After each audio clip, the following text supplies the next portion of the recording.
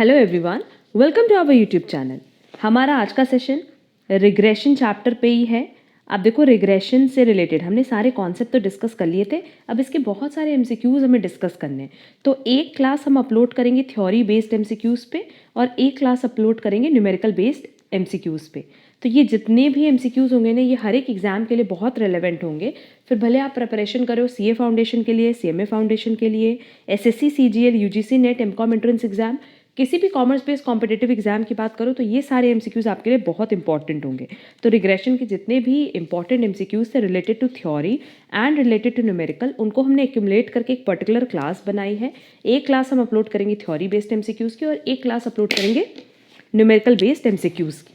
जो भी numerical based MCQs हम अपलोड करेंगे ना, वो आप देखना पास्ट ईयर क्वेश्चन पेपर्स के ही हैं।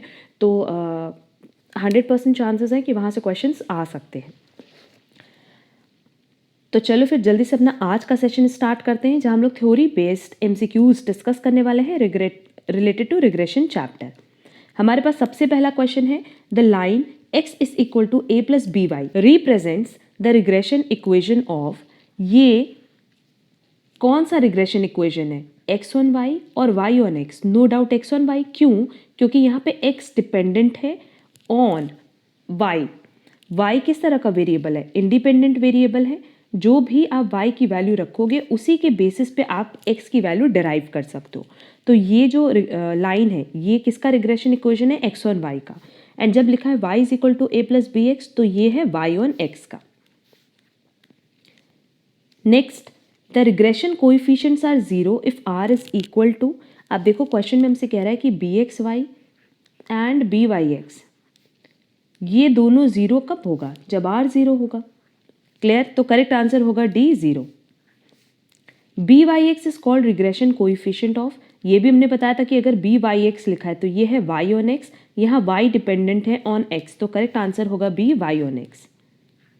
Next, bxy is called regression coefficient of x on y, that is correct answer होगा A। Next, the slope of the regression line of y on x। अब y on x के लिए जो equation है वो है y is equal to a plus bx, और हमने अच्छे से एक्सप्लेन भी किया है कि a डिनोट करता है ओरिजिन को और b डिनोट करता है स्लोप को। क्लियर? हमसे क्वेश्चन में स्लोप पूछा है और हमें पता है कि अगर हम लोग रिग्रेशन कोएफिशिएंट की बात करें तो इसमें ओरिजिन से वो अफेक्ट नहीं होता, तो वैल्यू बचेगी y is equal to b x, और इस b को हम लोग कैसे लिख सकते हैं? B Y x. Clear? y is equal to b x है और ये b किसको डिनोट करा है? बी वाई एक्स को। तो इसकी जगह हम लोग और क्या लिख सकते हैं? r standard deviation y divided by standard deviation x, है ना। ये सब कुछ हमने अपने डिस्कशन सेशन क्लास में बताया, तो करेक्ट आंसर होगा a, b Y x. Next, since the correlation coefficient r is the dash of the two regression coefficient. अब r की जो वैल्यू है, एक प्रॉपर्टी में हमने बताया था कि under root b x y multiply by b Y x, इस तरीके से हम r को कैलकुलेट कर सकते हैं। तो ये बेसिकली क्या है? Geometric mean, that is correct answer होगा बी, क्योंकि ज्योमेट्रिक मीन का फॉर्मूला भी यही होता है, under root a multiply by b। Next, R, B x Y and B Y X, इन सब का साइन हमेशा सेम होगा, चाहे पॉजिटिव होगा चाहे नेगेटिव होगा। Next, the two lines of regression, जो दो लाइन है रिग्रेशन की, ये हमेशा कहाँ मीट करेगी? अपने अपने मीन पे, दैट इज करेक्ट आंसर होगा ए। अच्छा, अगर आप लोगों ने हमारी सारी डिस्कशन सेशन क्लास कवर की है रिलेटेड टू रिग्रेशन, तो आपको किसी भी न्यूमेरिकल में कोई प्रॉब्लम नहीं होगी, किसी भी एमसीक्यूज में कोई प्रॉब्लम नहीं होगी, चाहे वो थ्योरी बेस्ड हो चाहे वो न्यूमेरिकल बेस्ड हो। Two regression lines coincide when, ये कोइंसाइड करता है जब r की वैल्यू +1 या -1 होती है। क्लियर? करेक्ट आंसर होगा सी, +1 -1। Next, if x and y satisfy the relationship this, तो r की वैल्यू क्या होगी? अब यहाँ देखो y इज इक्वल टू, क्योंकि ओरिजिन से अफेक्ट होना नहीं है, सिर्फ स्केल से अफेक्ट होना है, तो जब हमें दिख रहा है कि बी वाई एक्स की वैल्यू 7 है, दैट इज पॉजिटिव है ना, तो r की वैल्यू भी क्या आएगी? पॉजिटिव ही आएगी, तो करेक्ट आंसर होगा सी, +1। Next, for the regression equation of y on x, ये y ऑन x का रिग्रेशन इक्वेशन है, तो ये हो जाएगा 3y इज इक्वल टू -2 -50, और हम बोल सकते हैं कि y is equal to -2/3x -50/3। The value of B Y x is, अब ये वैल्यू ही है ना बी वाई एक्स की, क्योंकि y इज इक्वल टू क्या होता है a प्लस बी एक्स होता है। तो जो x के साथ, जो x वेरिएबल के साथ हमारा वैल्यू है, कांस्टेंट वैल्यू है, उसी को हम लोग b बोलते हैं। तो b किसको डिनोट करेगा, -2/3 को। तो करेक्ट आंसर होगा b। In the line y is equal to this B Y x is, ये देख लो ये है b Y x -5/2। Next, in the equation this B x y is equal to, अब बी एक्स वाई किसको denote कर रहा है, इसको -2/5 को।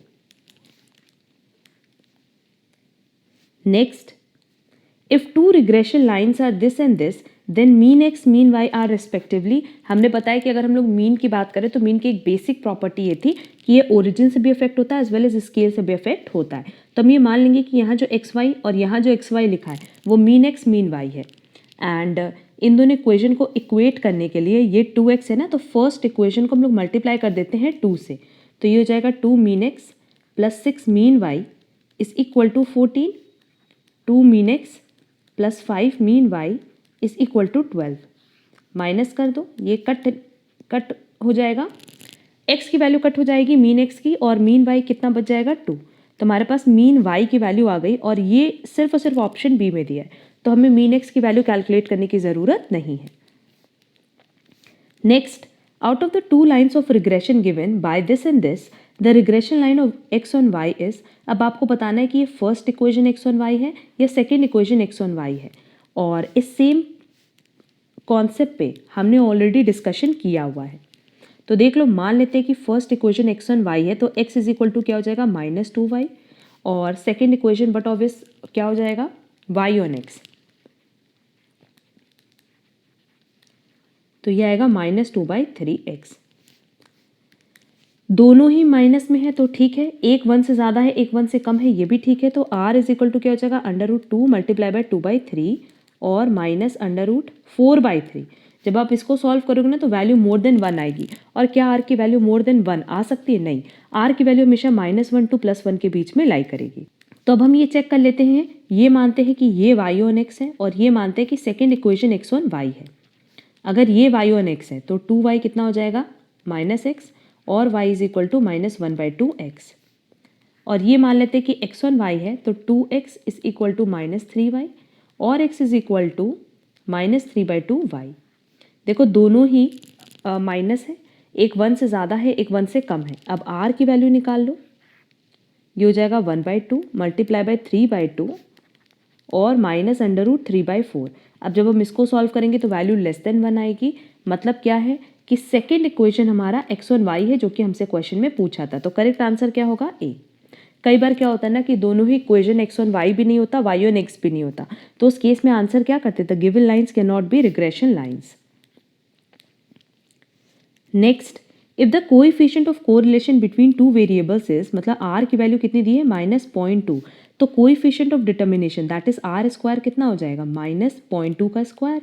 तो करेक्ट आंसर होगा सी 0.04। क्वेश्चन नंबर 18 भी सेम है, बस इसकी स्क्वायरिंग कर देंगे तो आंसर आएगा b 0.81। Question number 19 again same है, r की वैल्यू दी हुई है 0.6 और हमसे कोएफिशिएंट ऑफ नॉन डिटर्मिनेशन बोला है। नॉन डिटर्मिनेशन मतलब के स्क्वायर, और के स्क्वायर मतलब 1 - r स्क्वायर। तो पहले कोएफिशिएंट ऑफ डिटर्मिनेशन निकाल लो और अब कोएफिशिएंट ऑफ नॉन डिटर्मिनेशन निकाल लो। तो करेक्ट आंसर होगा D 0.64। Next, find the coefficient of correlation when its probable error is 0.2 and the number of pairs of item is 9। हमें r का कैलकुलेशन करना है और probable error का जो फॉर्मूला है वो है 0.6745 multiply by 1 - r square divided by √n। क्या मेरे पास r दिया है? नहीं, बट probable error दिया है।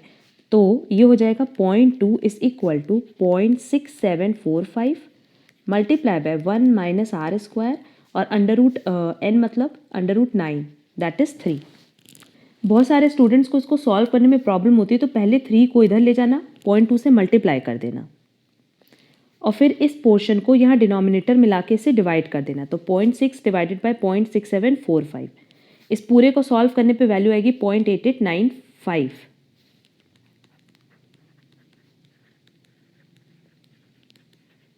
अब आर स्क्वायर इधर ले जाओ और ये इधर ले आओ तो माइनस हो जाएगा 1 से।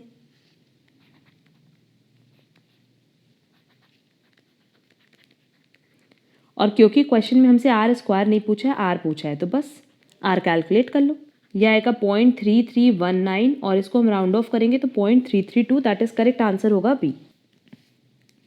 Next, when one regression coefficient is positive, अगर एक रिग्रेशन कोएफिशिएंट पॉजिटिव है तो नो डाउट दूसरा भी क्या होगा, पॉजिटिव होगा, एज वेल एज जो हमारा कोरिलेशन कोएफिशिएंट आएगा वो भी पॉजिटिव होगा, तो करेक्ट आंसर होगा B. If B Y X and B x Y negative तो आर क्या होगा, नेगेटिव, क्योंकि तीनों का साइन हमेशा सेम होना चाहिए। Where R is zero the regression line cut each other making, अगर आर जीरो है तो नो डाउट जो रिग्रेशन लाइन्स है वो ऐसे परपेंडिकुलर फॉर्म में बनेगा, दैट इज 90 डिग्री, तो करेक्ट आंसर होगा D 90 degree, that is parallel to O X and O Y. O X and O Y कैसे होगा, ये ओ है, ये एक्स है, ये वाई है।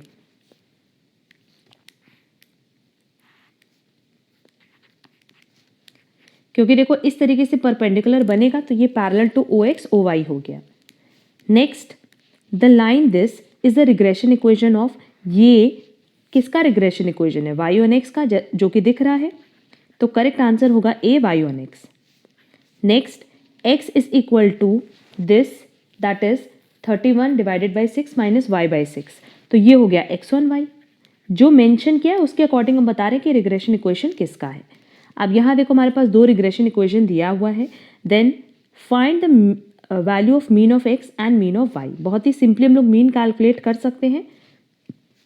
पहला इक्वेशन है 2x plus 5y is equal to 9, हमने बस x की जगह मीन x लिया, y की जगह मीन y लिया, और सेकेंड इक्वेशन को अगर हम लोग 5 से मल्टीप्लाई कर दे तो ये हो जाएगा 15 mean x minus 5 mean y is equal to 25, ये कट गया, ये हो गया 17 mean x is equal to 34, और जब आप मीन x कैलकुलेट करोगे तो आएगा 2। बस अब मीन x की वैल्यू रख दो फर्स्ट इक्वेशन में और उसकी हेल्प से आप y की वैल्यू निकाल लो। ये जगह 4 plus 5 mean y is equal to 9, 5 mean y is equal to 5 और mean y is equal to 1, तो मीन x आया 2 और मीन y आया 1, दैट इज 2 1, करेक्ट आंसर होगा सी। Next, for the variables x and y, the regression equations are given this and this. After finding the arithmetic mean, compute the correlation coefficient between x and y. अब देखो इस तरह के question में आपको mean of x mean of y calculate करने की ज़रूरत नहीं, क्यों, क्योंकि क्वेश्चन में जो ऑप्शंस दिए हैं उनमें सिर्फ r की वैल्यू दी है। तो जब ये क्वेश्चन पूरा डिटेल में सॉल्व करने दिया होता तब तो आप मीन x मीन y निकालते, बट यहाँ पे क्योंकि क्वेश्चन MCQs फॉर्म में है तो हम डायरेक्टली क्या कैलकुलेट करेंगे, r। पर अब r कैसे कैलकुलेट करें, दो इक्वेशन दिया है, सबसे पहले तो ये देख लो कि कौन सा x ऑन y है और कौन सा y ऑन x है, क्योंकि जैसे यही पता चल जाएगा हमारे पास रिग्रेशन कोएफिशिएंट आ जाएगा, that is bxy and byx, बस दोनों को मल्टीप्लाई करके अंडर रूट कर देंगे तो r की वैल्यू आ जाएगी। मान लेते हैं कि जो मेरे पास फर्स्ट इक्वेशन है ये x ऑन y है, हमेशा यही मानते हैं, x इज इक्वल टू हो जाएगा 3/7y, और second equation but of y on x हुआ, तो एक 1 से कम है, एक 1 से ज़्यादा है, बस r की वैल्यू निकाल लो, 3/7 मल्टीप्लाई बाय 4। अब देखो इसको ना फर्दर सॉल्व करने की भी ज़रूरत नहीं, क्योंकि जब अंडर रूट 12/7 है मतलब न्यूमरेटर में वैल्यू बड़ी है, तो ना इसको सॉल्व करने पे हमेशा r की वैल्यू 1 से ज़्यादा आएगी, जो कि पॉसिबल नहीं है। तब हम क्या मानेंगे कि फर्स्ट इक्वेशन हमारा y ऑन x है,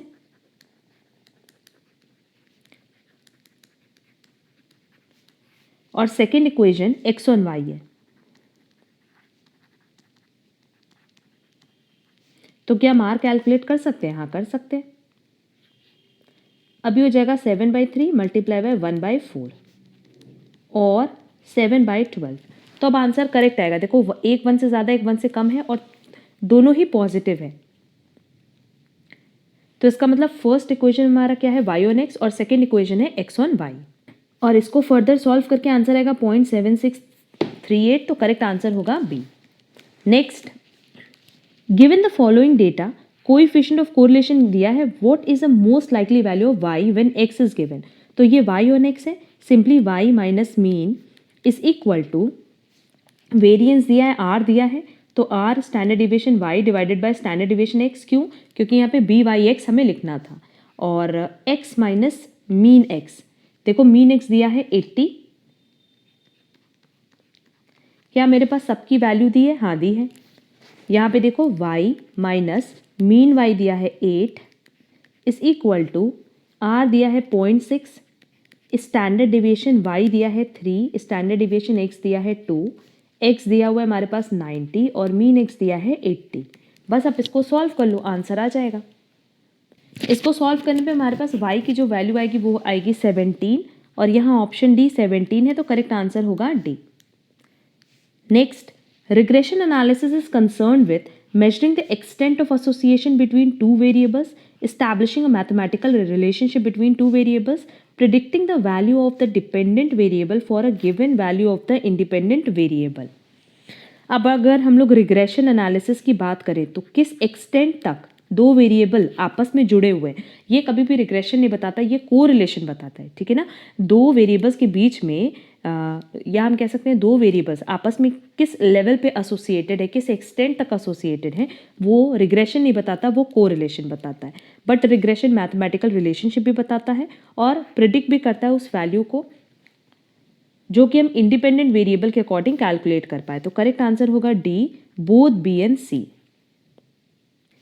next, if there are two variables X and Y then the number of regression equation could be. अगर हमारे पास दो वेरिएबल एक्स एंड वाई तो बट ऑब्वियस दो ही रिग्रेशन इक्वेशन बन सकता है, एक एक्स ऑन वाई बन सकता है और एक वाई ऑन एक्स बन सकता है। तो करेक्ट आंसर होगा A 2। Next, the method applied for deriving the regression equation. अगर आपको regression equation that is Y is equal to A plus B x और X is equal to A plus B Y ये find out करना है तो हमने एक ही मेथड बताया, मेथड ऑफ लीस्ट स्क्वायर। तो करेक्ट आंसर होगा बी। अब मेथड ऑफ लीस्ट स्क्वायर का पार्ट है normal equation and regression coefficient. What are the limits of the two regression coefficient. अगर लिमिट की बात करें एज सच तो लिमिट सिर्फ इतनी है कि अगर एक की वैल्यू 1 से ज़्यादा है तो दूसरे की वैल्यू 1 से कम होनी चाहिए, एक की वैल्यू अगर 1 से कम है तो दूसरे की भी 1 से कम हो सकती है, बट दोनों की वैल्यू 1 से ज़्यादा नहीं हो सकती। एंड एक इसकी लिमिट ये थी ना कि अगर हम लोग बी एक्स वाई और बी वाई एक्स को मल्टीप्लाई करें तो इसकी वैल्यू हमेशा 1 से कम होनी चाहिए। क्लियर। अच्छा, ऑप्शन देखते हैं। Must be positive, no limit, 1 positive, other negative, both positive और बोथ नेगेटिव। नो डाउट ये भी लिमिट है क्योंकि अगर हम लोग रिग्रेशन कोएफिशिएंट की बात करें तो इनका साइन हमेशा सेम होता है। क्लियर। तो करेक्ट आंसर डी होगा, बोथ पॉजिटिव बोथ नेगेटिव, कि दोनों में से अगर एक पॉजिटिव है तो दूसरा भी पॉजिटिव होगा, एक नेगेटिव है तो दूसरा भी नेगेटिव होगा। Next, two regression lines coincide when, coincide मतलब बिकम आइडेंटिकल, तो ये तब आइडेंटिकल होती है जब r+1 या -1 हो, दैट इज परफेक्टली पॉजिटिव और परफेक्टली नेगेटिव। और मेरे पास option r is equal to +1 का दिया है तो ये +1 -1 दोनों हो सकता है। Next, the two lines of regression become identical when, अभी बताया जब r इज इक्वल टू +1 हो दैट इज परफेक्टली पॉजिटिव और r इज इक्वल टू -1 हो परफेक्टली नेगेटिव। तो करेक्ट आंसर होगा डी, ए और B. Next, the difference between the observed value and the estimated value in regression analysis is known as residue, yes, error। इसको हम residue भी कहते हैं, जो डिफरेंस आता है उसको रेसिड्यू भी बोलते हैं, एरर भी बोलते हैं। तो करेक्ट आंसर होगा डी, आइदर ए और B. Next, in the line this B Y x is equal to, B Y X किसके इक्वल है? -5/2। In the equation this B x Y किसके बराबर है? -2/5 के, दैट इज करेक्ट आंसर होगा A. The line x is equal to this is a regression equation of, ये किसका रिग्रेशन इक्वेशन है? x ऑन y का। The regression lines are perpendicular to each other, अगर r की value क्या है? 0, तो करेक्ट आंसर होगा a 0। The line this is the regression equation of y on x। देखो सारे टॉपिक्स आप लोगों को डिस्कशन सेशन क्लास में मिल जाएंगे, पहले वो डिस्कशन सेशन क्लास ज़रूर से कर लेना और उसके बाद एक एमसीक्यूज़ आप करोगे ना तो आपको किसी भी एमसीक्यूज़ में कोई प्रॉब्लम नहीं होगी। The errors in case of regression equations are, जो एरर या रेसिड्यू आता है रिग्रेशन इक्वेशन में ये पॉजिटिव हो सकता है, नेगेटिव हो सकता है, एज वेल एज 0 भी हो सकता है। तो करेक्ट आंसर होगा D, all of these. Next, the line this represents the regression equation of y on x। Two regression lines always intersect at the mean, yes, हमेशा वो अपने मीन पे ही इंटरसेक्ट करती है। तो करेक्ट आंसर होगा ए, true, कि ये स्टेटमेंट सही है। The line this represents the regression equation of x on y। The regression line of y on x is derived bye, अब देखो हमसे क्वेश्चन में क्या पूछा है? y ऑन x पूछा है। The minimization of vertical distances in the diagram, the minimization of horizontal distances in the scatter diagram. अब ये y है, ये x है, इसको हम लोग कहते हैं वर्टिकल और ये होता है हॉरिजॉन्टल। अब क्योंकि y ऑन x पूछा है तो जब y ऑन x की बात करेंगे तो ये बनेगा वर्टिकल, यही x ऑन y पूछता तो बनता हॉरिजॉन्टल। करेक्ट आंसर होगा A, the minimization of vertical distances in the diagram. In the linear equation this and this, B is the, B basically क्या है, स्लोप, और हम लोग इसको स्केल के नाम से भी जानते हैं, तो करेक्ट आंसर होगा B, slope of the line. और एक इसको डिनोट करता है ओरिजिन और इंटरसेप्ट ऑफ द लाइन को। The line of regression passes through the points bearing dash number of points on both the sides. Fix नहीं है कि कितने नंबर ऑफ पॉइंट्स हो सकते हैं, हाँ बस इतना है कि अगर एक पर्टिकुलर पॉइंट से रिग्रेशन लाइन पास हो रही है तो दोनों साइड जो पॉइंट्स होंगे वो इक्वल होंगे, तो करेक्ट आंसर होगा A, equal. The slope of the regression line of Y on X, अब वाई ऑन एक्स के लिए क्या होगा बी वाई एक्स, और एक्स ऑन वाई के लिए क्या होगा बी एक्स वाई, तो करेक्ट आंसर होगा B, B Y X. The equation this and this are based on the method of, ये जो दो इक्वेशन है ये मेथड ऑफ लीस्ट स्क्वायर पे बेस्ड है, and method of least square में भी हमने बताया with the help of normal equation आप बहुत ही ईजिली ए एंड बी की वैल्यू फाइंड आउट कर सकते हो, तो करेक्ट आंसर होगा B, least square. B Y x is called regression coefficient of Y on X. In linear equation this and this, एक इसको डिनोट करता है इंटरसेप्ट को और हम कह सकते हैं ओरिजिन को। The regression coefficients are zero, regression coefficient तब जीरो होता है जब आर की वैल्यू भी क्या आए, जीरो। बी एक्स वाई, ये किसका रिग्रेशन कोएफिशिएंट है, एक्स ऑन वाई का। The slope of the regression line of Y on X, sorry X on Y के लिए स्लोप पूछा है ना, तो बी एक्स वाई होगा, दैट इज करेक्ट आंसर होगा ए। अगर B Y X and B x Y that is regression coefficient negative है तो आर भी क्या होगा, negative.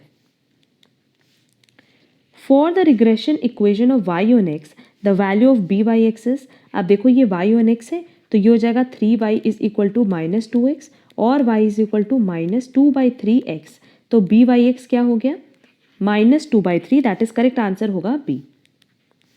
Next, since blood pressure of a person depends on age we need to consider, अगर blood pressure depend कर रहा है, मान लेते ये y है ये x है, तो ये क्या हो गया y ऑन x, है ना, और हम कह सकते हैं the regression equation of blood pressure on age, तो करेक्ट आंसर होगा A. A small value of R indicates only a dash linear type of relationship between the variables, अगर आर की वैल्यू कम है तो नो डाउट जो relationship है वो पुअर होगा, एंड अगर यही आर की वैल्यू परफेक्ट की तरफ होती है, आइदर परफेक्टली पॉजिटिव और परफेक्टली नेगेटिव, तो इस केस में गुड लीनियर टाइप होता है ये, ठीक है, और एग्जैक्टली +1 -1 होगा तब तो नो डाउट ये लीनियर बनेगा ही, क्लियर। तो क्योंकि आर की वैल्यू कम है तो लीनियर रिलेशन कैसा होगा, poor. Features of least square regression line is that the sum of deviation at the y's or the x from the regression line is 0. Yes, हमने बताया अगर हम डेविएशन लेते हैं और उसका सम कर दे तो इसकी वैल्यू 0 आती है। And method of least square में हमने ये भी बताया था कि अगर हम लोग इसका स्क्वायर कर दें तब वैल्यू मिनिमम आएगी, और ये सब हमने नोट्स में प्रोवाइड भी किया है। The square of coefficient of correlation R is, R का अगर स्क्वायर करेंगे तो कोएफिशिएंट ऑफ डिटर्मिनेशन हो जाएगा। कोएफिशिएंट ऑफ डिटर्मिनेशन का फॉर्मूला क्या है, एक तो फॉर्मूला सिंपल ये था कि explained variance divided by total variance, एक ये था आर स्क्वायर का फॉर्मूला, एक हम लोग के square that is coefficient of non determination की हेल्प से निकाल सकते हैं। इसको हम लोग और कैसे लिख सकते हैं, R square is equal to 1 minus K square, तो 1 माइनस के स्क्वायर मतलब 1 माइनस नॉन डिटर्मिनेशन स्क्वायर, तो coefficient of non determination square को हम लोग कैसे लिख सकते हैं, unexplained variance divided by total variance, है ना। तो जो मेरे पास ऑप्शन दिया है उसके अकॉर्डिंग करेक्ट आंसर ए होगा, बस यहाँ पे अगर एक्सप्लेन वेरिएंस की जगह अनएक्सप्लेन्ड वेरिएंस लिखा होता ना तब ऑप्शन ए भी करेक्ट होता, बी भी करेक्ट होता। Next, under algebric method we get 2 linear equation, हमेशा हमें 2 ही लीनियर इक्वेशन मिलेगा, एक वाई ऑन एक्स का और एक एक्स ऑन वाई का। इन तीनों का साइन हमेशा क्या होता है, same. The angle between the regression line, regression line के बीच में जो एंगल होता है इसको हम लोग किससे डिनोट करते हैं, आर से, that is correlation coefficient. Since the correlation coefficient R can not be greater than numerically 1, the product of the regression must, product की वैल्यू ना हमेशा 1 से कम आएगी, दैट इज नॉट एक्सीड 1। ये प्रॉपर्टी हमने डिस्कस भी की थी। The correlation coefficient R is a geometric mean of the 2 regression coefficient, तो करेक्ट आंसर होगा B. If x and y satisfy the relationship this, तो r की वैल्यू क्या होगी, अभी ये ऊपर भी बताया कि y is equal to 7x हो जाएगा। एंड अगर y is equal to 7x है, जो हमारा BYX है ये पॉजिटिव है, तो r भी पॉजिटिव होगा। तो करेक्ट आंसर होगा +1, दैट इज करेक्ट आंसर होगा C। अब ये पूछ रहा है कि ट्रू क्या है, तो BYX का फॉर्मूला क्या है, r standard deviation y divided by standard deviation x। हम लोग स्टैंडर्ड डिविएशन को सिग्मा भी बोलते हैं। तो करेक्ट आंसर होगा B, BYX is equal to r, ये RX है, RXY sigma y divided by sigma x। Next, correlation coefficient r lies between the regression coefficient BXY and BYX। Yes, ये इसी के बीच में लाई करता है। तो करेक्ट आंसर होगा A, ट्रू। एंड आज का last question, if slopes of two regression lines are equal then r is equal to, क्योंकि सिंपली इक्वल का मतलब क्या है, आइदर कोइंसाइड और आइडेंटिकल। क्लियर? तो ये ओवरऑल 72 क्वेश्चंस थे related to regression MCQs, and ये सारे थ्योरेटिकल क्वेश्चंस थे। इसी तरीके से हम लोग कुछ न्यूमेरिकल क्वेश्चंस भी लेंगे, बट इनकी प्रैक्टिस आप लोग बहुत अच्छे से कर लेना, क्योंकि ये सारे questions past year question papers में ही कवर किए गए हैं। एंड हर एक एग्जाम पॉइंट ऑफ व्यू से आप किसी भी कॉमर्स बेस्ड कॉम्पिटिटिव एग्जाम की प्रिपरेशन करे हो, ये सारे क्वेश्चंस आपके लिए बहुत रेलेवेंट है। अगर आपको आज के किसी भी क्वेश्चन में कोई डाउट हो, आज के सेशन में कोई भी डाउट हो, तो आप कमेंट बॉक्स में कमेंट करके पूछ सकते हो। एंड अगर आप हमारे चैनल पर नए हो तो चैनल सब्सक्राइब जरूर कर देना, सो दैट आगे के क्लासेस की नोटिफिकेशन आपको टाइमली मिल पाए। अब हम लोग मिलेंगे हमारे नेक्स्ट क्लास में, जहां हम लोग कुछ न्यूमेरिकल क्वेश्चंस डिस्कस करेंगे रिलेटेड टू रिग्रेशन चैप्टर। आज के लिए बस इतना। Thank you so much.